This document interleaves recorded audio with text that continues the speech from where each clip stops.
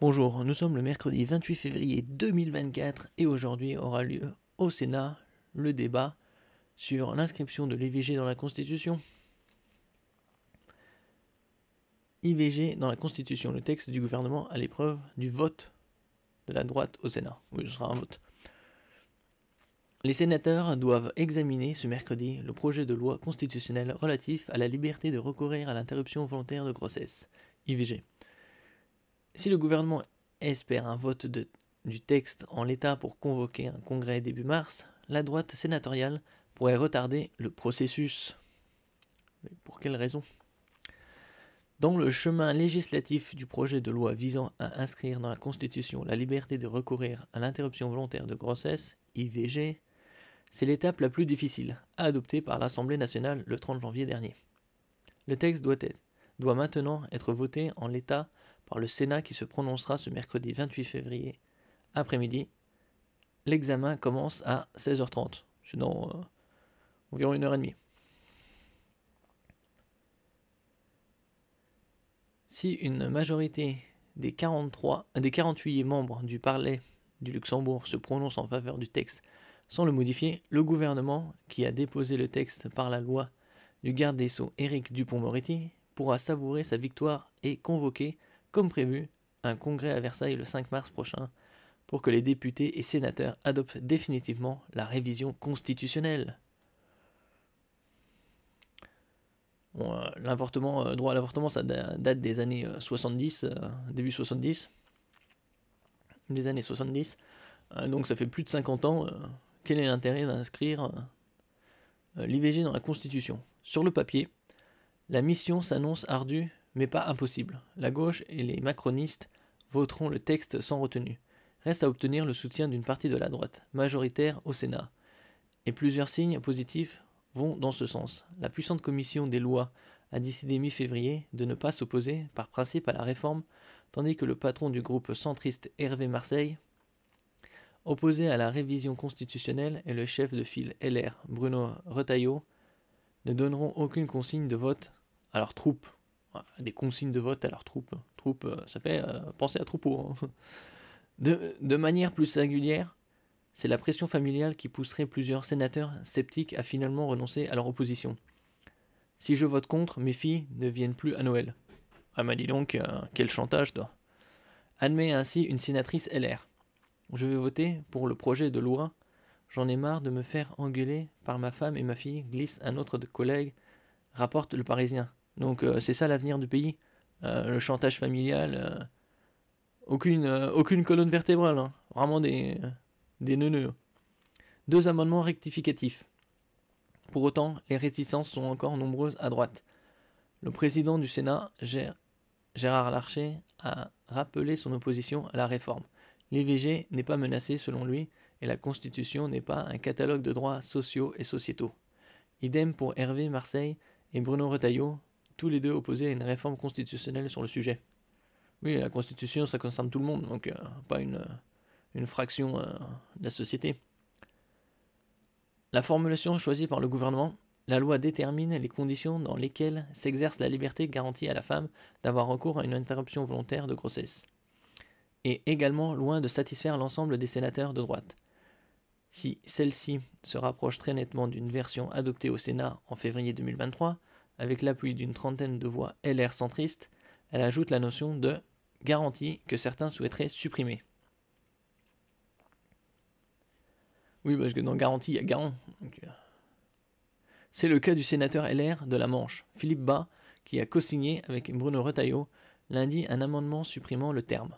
La crainte que cet adjectif crée un droit opposable dont on ne connaît pas les conséquences, a précisé la rapporteure du projet de loi, Agnès Canayer, rattachée LR, aux médias en ligne Politico.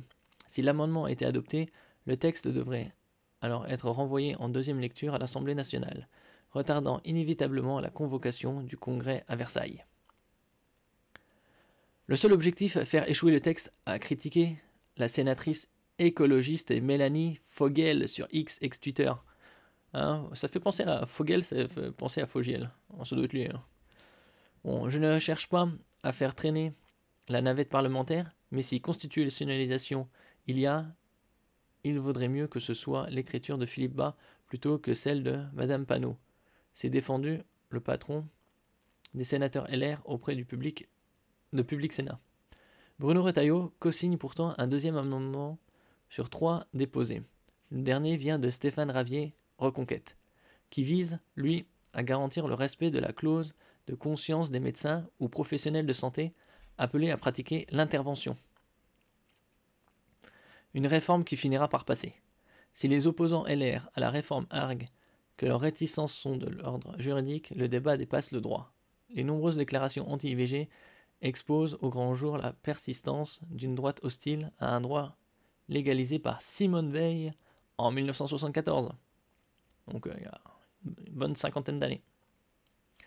Attention à ne pas retrouver dans le camp des ringards anti-IVG, a d'ailleurs alerté le patron du parti Éric Ciotti fin janvier. Bon, lui c'est vraiment un neuneu là. Dans le camp des ringards. Ouais. Chacun ses opinions, hein. Pas besoin de faire des commentaires de débiles. D'autant que les débats s'est intensifié lundi, après que la chaîne CNews a diffusé dimanche une infographie assimilant l'IVG à la première cause de mortalité dans le monde, suscitant un tollé et des saisines de l'ARCOM. La chaîne détenue par le milliardaire Vincent Bolloré a présenté ses excuses. Bon, après, ils avaient montré un extrait là, sur Twitter, là, et que c'était que 73 millions d'avortements dans le monde. Donc plus d'avortements que d'habitants en France. Et donc, est-ce que ce serait la première cause de mortalité? Bon. Ça dépend de qu'est-ce qu'on entend par fœtus. Est-ce que fœtus, c'est à l'intérieur, donc c'est pas un être humain, ou ça n'est pas, ça ne peut pas être un être humain parce que ça ne parle pas, ça n'a pas un corps d'âme. Chacun a ses opinions. Voilà. Face à cette parole décomplexée de la droite anti-IVG, pourquoi elle devrait être complexée, hein, la gauche et les associations se mobilisent en faveur du projet de loi constitutionnelle. C'est le même cas de figure, 250 000 avortements en France par an, et en même temps, les Français ne feraient pas assez d'enfants. Oui, voilà. Initiée par la Fondation des femmes, une pétition invitant Gérard Larcher à écouter les femmes a notamment recueilli plus de 96 000 signatures. Oh là là. Alors la droite sénatoriale votera-t-elle en majorité pour le projet de loi constitutionnelle? Le patron du groupe centriste, Hervé Marseille, semble le penser, reconnaissant sans illusion que la réforme finira par passer. Oui, à un moment ou à un autre, ça finit. Si c'est pas maintenant, ce sera peut-être dans 5 ans ou 10 ans, mais... Gérard Larcher a également tempéré son hostilité mardi en indiquant qu'il avait simplement exprimé des réserves, mais qu'il respecterait le vote du Sénat. Évidemment. J'ai toujours été favorable à l'interruption volontaire de la grossesse, a-t-il tenu à rappeler sur Public Sénat.